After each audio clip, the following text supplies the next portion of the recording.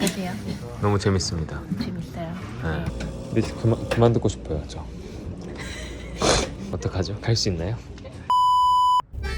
저 멀리 보이는 익숙한 건물 11번가 서울스퀘어에 다시 왔습니다. 네, 이번에는 차를 타고 왔는데요. 주차장으로 먼저 한번 들어가 볼게요. 늘 데가 없나요? 네, 제가 없어요. 아, 저번에도 한 2층, 4층 정도까지는 주차 공간이 없더라고요. 주차 공간이 없더라고요. 주차 공간이 없더라고요. 네, 점심시간인데요. 배고프니까 우리 밥 먼저 먹고 시작해 보도록 하겠습니다. 네, 여기 서울스퀘어 지하로 내려가시면 식당이 굉장히 많아요. 아래로 내려가 보시면 이렇게 샐러드 가게도 있고요. 뭐 카레집도 있고 올리브영도 있었어요. 좀 편리하겠죠? 편의점도 있고 아주 여러 가지 많은 식당들이 있었는데요. 여러분이 직접 가셔서 한번 둘러보시고 네, 이제 배불리 밥을 먹었으니까 올라가서 안녕하세요. 부가세 신고. 네. 두 번째 와서 아주 익숙하죠. 감사합니다. 이번 강의실은 조금 더 넓었는데요. 한 100분 정도 신청하실 수 있을 것 같아요. 네, 이렇게 많은 분들이 참여를 해주셨네요. 여러 업종별 부가가치세 신고 요령 지금부터 설명드리겠습니다. 이번 강의에서는 오픈마켓 전문 세무사님께서 일반 가세자와 간이 가세자를 나눠서 이 부가세 이론에 대해서 설명을 해주셨는데요. 부가세 신고 방법이 아니라 부가세 이론에 대해서 설명을 해주셨다는 점 참고 부탁드릴게요. 우리 부가세는 우리가 물건을 사거나 아니면 서비스를 구매를 할 때 면세 품목이 아니라면 모두 다 일반적으로 부가세를 지불을 합니다. 다 가져가야만 속이 후련했냐?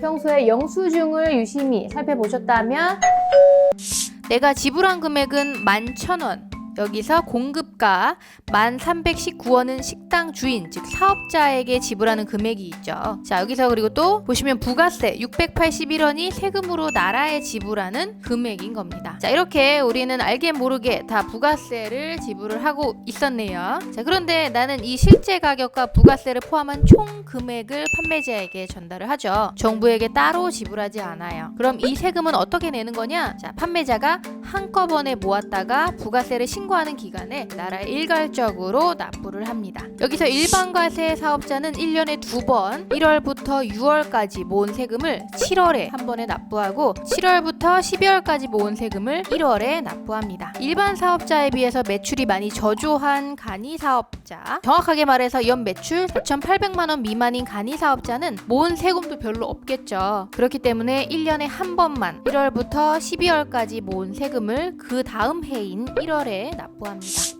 자, 이때 사업자가 소비자로부터 받은 부가세를 모두 다 납부하는 것이 아니고요.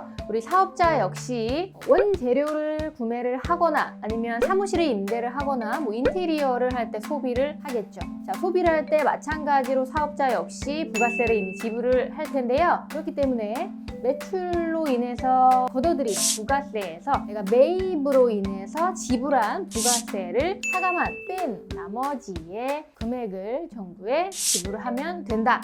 여기서 일반과세자랑 간이과세자의 그 부가세 계산법이 조금 다른데요. 제가 사례를 들어서 좀 설명드려 볼게요. 자, 매출액이 100만원, 그 매출액에 대해 발생한 부가세가 10만원, 그리고 매입한 금액이 50만원인데 그 매입액에 대한 부가세가 5만원이라고 할 때 매출액의 부가세에서 매입액의 부가세를 뺀 나머지의 값이 최종 내가 납부해야 될 부가세가 되겠죠. 자, 그럼 일반 사업자는 어떻게 계산이 되는지 한번 볼게요. 자, 부가세를 뺀 매출액 100만원 곱하기 10%, 부가세 10%죠. 10%를 곱하면 우리 10만원이 나오네요. 여기에다가 매입액, 그 부가세를 뺀 매입액 50만원에 곱하기 10% 5만원이 되겠네요. 그 5만원을 뺀 나머지 5만원이 남죠. 그 5만원이 최종 납부해야 될 금액이다. 자, 일반 가세자랑 조금 다르게 간이사업자는 부가세를 포함한 총 매출액인 110만원에서 곱하기 10%를 합니다. 자, 여기서 끝이 아니고요. 여기에다가 업종별 부가가치율을 더 적용을 시키는데요. 소매업은 10%니까 10%니까 10%를 더 곱하면 되겠네요. 자, 여기에다가 부가세를 포함한 매입액인 55만원 곱하기 10%, 여기다 다시 한번 부가가치율 10%를 곱해서 계산한 금액을 뺀 나머지가 납부해야 될 세금이다. 이 뭔 개소리야! 자, 그럼 계산을 한번 해볼게요. 매출세액이 11,000원이 되겠죠. 여기에다가 매입한 부가세가 5,500원이 되겠네요. 그 5,500원을 빼면 5,500원이 남겠죠. 이 금액이 최종 납부해야 될 세금이다. 자, 이렇게 일반 사업자는 부가세를 포함하지 않는 매출 매입, 즉 공급 가액으로 계산을 하지만 간이 사업자는 부가세를 포함한 매출 매입, 즉 공급 대가로 계산을 하는데, 자, 여기다가 간이가세자는 추가적으로 업종별 부가가치율을 한 번 더 적용해서 그 값을 낮춰줍니다. 이 뭔 개소리야! 그래서 우리 일반 사업자는 아까 5만 원이었고 간이가세자는 5,500원 납부해야 될 세금이 이렇게 나왔죠. 차이가 많이 나네요. 자, 그런데 여기에다가 공제받을 수 있는 금액이 더 있습니다. 자, 우리 신용카드로 생긴 매출이나 뭐 현금 영수증을 발행을 해줬다, 뭐 이러한 경우, 다양한 경우가 있는데요. 이에 대해서 1.3%를 더 공제받을 수 있어요. 만약 위에서 우리 110만 원 매출액 중에서 50만 원이 신용카드로 받은 금액이다, 신용카드로 생긴 매출이다 라고 한다면 그 50만 원의 1.3%인 6,500원을 공제받을 수 있다라는 거겠죠. 자, 그럼 방금 일반 사업자 최종 납부 금액 5만 원에서 6,500원을 공제한 43,500원을 납부하면 되고, 간이 사업자는 최종 납부 금액 5,500원에서 6,500원을 공제하면 오히려 1,000원을 더 환급을 받아야 되죠. 자, 그런데 간이 사업자는 환급이 안 돼요. 애초에 낮은 세율을 적용하기 때문에 납부할 세액도 적죠, 그죠? 그렇기 때문에 매출보다 매입이 많다라고 하더라도 일반 사업자랑 달리 간이 사업자는 환급을 받을 수가 없습니다. 네, 안타깝게도.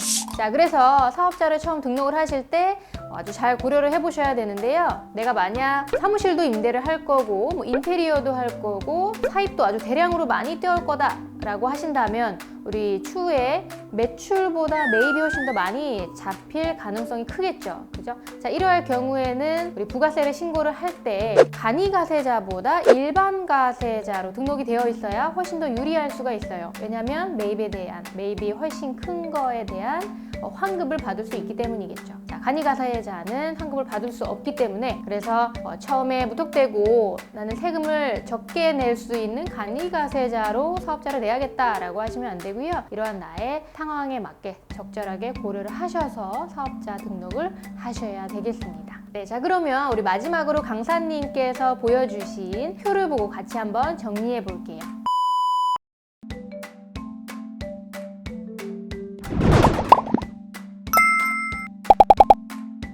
스마트폰으로 상품 촬영하기 편에서 제가 보여드렸죠?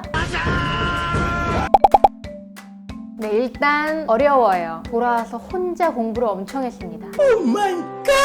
굳이 안 가셔도 인터넷에 아주 많이 나와 있어요. 유튜브 영상도 아주 잘 돼 있으니까 나는 평소에 궁금한 게 많았어요, 질문이 많았어요 라고 하시는 분들은 참여를 하셔서 중간에 쉬는 시간이나 아니면 수업이 끝나고 나서 질문을 따로 하시면 참 도움이 많이 될 것 같아요. 강사님께서 메일 주소를 알려주세요. 돌아와서 궁금하신 점이 더 있다 라고 하시면 메일 보내시면 그 다음날 바로 답변해 주십니다. 모든 셀러분들 부가세 신고랑 종합소득세 신고를 모두 다 해주셔야 될 텐데요. 신고하시기 전에 이런 이론적인 부분 다 알고 계시면 아주 도움이 많이 될 거예요. 하지만 신고 방법, 홈택스에서 어떻게 신고를 해야 되고, 어떤 항목에는 뭐를 집어넣어야 되고, 또 쇼핑몰에서는 내가 어떤 자료를 가져와야 되는지 이러한 것들을 설명해 주시는 게 아니기 때문에 좀 활용을 바로 하기에는 조금 어렵지 않나 라는 생각이. 다음에 다른 교육을 들어보고 싶으시면 댓글로 신청해주세요. 제가 직접 여러분을 대신해서 듣고 오겠습니다.